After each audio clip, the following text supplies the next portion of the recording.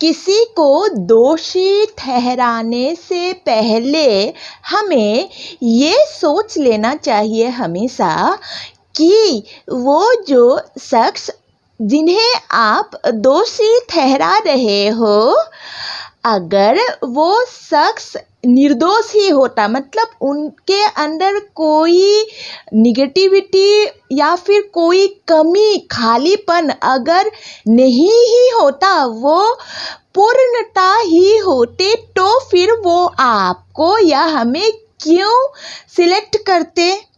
उसका मतलब है वो पूर्ण नहीं है, उनके अंदर अधूरापन है, इसीलिए ही वो उन्होंने आपको या हमें सिलेक्ट किया है। हम लोगों को निर्वासन करते हैं। तो क्या है कि उनके अगर दोष भी होता है, उनसे अगर कोई गलती भी होता है, तो हमारा ये धर्म बनता है कि उनके गलतियों को ज़रा नज़रअंदाज करके हम उनके गलतियों को सुधार दे।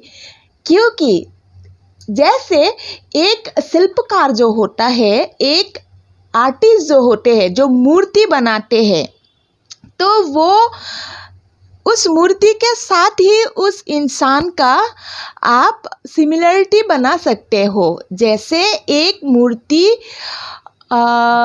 मिट्टी का ढेर होता है, मतलब उसको एक शेप देना पड़ता है शिल्पकार को।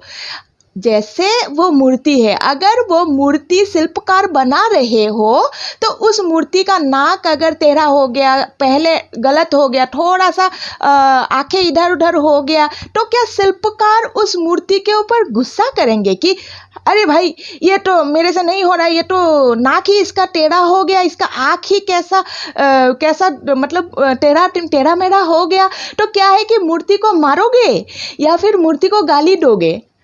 क्यों नहीं दोगे? उसका मतलब है कि मूर्ति बेजान है, यही तो, वो मिट्टी है। तो यही चीज़ हम एक इंसान के साथ क्यों नहीं सोच सकते?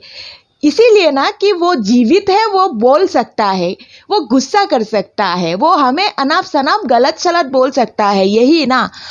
तो ठीक है ना, आप नज़रअंदाज कर दो, आप सुनो मत उनके बातों को। हमें नहीं सुनना चाहिए कि वो गलत जो बोल रहे हैं वो नहीं सुनते हैं। एक इंसान के अंदर पॉजिटिव और निगेटिव दोनों ही है। आप उनके पॉजिटिव को ग्रहण करें, निगेटिव को छोड़ दीजिए।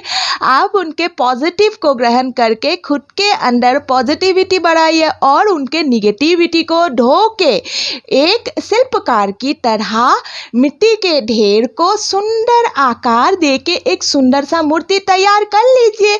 तो वो जो आपका साथी बनेगा ना, तो वो होगा आपके अपने शिल्प से, आप अपने हाथों से गढ़ा हुआ, सजाया हुआ एक सुंदर मूर्ति। तो उसमें कोई कंप्लेन ही आपका रहेगा नहीं, क्योंकि उस मूर्ति को आपने खुद सजाया है, वो पहले से कहीं सज के नहीं आया है।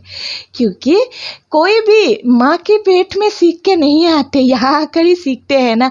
तो डिपेंड तो हम लोगों के ऊपर ही करता है कि हम लोग उनके साथ क्या कर रहे हैं।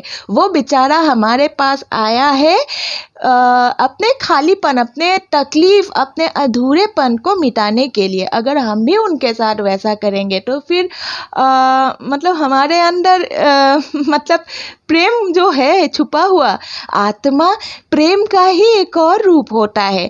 तो फिर हमारा प्रेम का मूल्य ही क्या रहा, है ना। राधे राधे, जय श्री कृष्णा।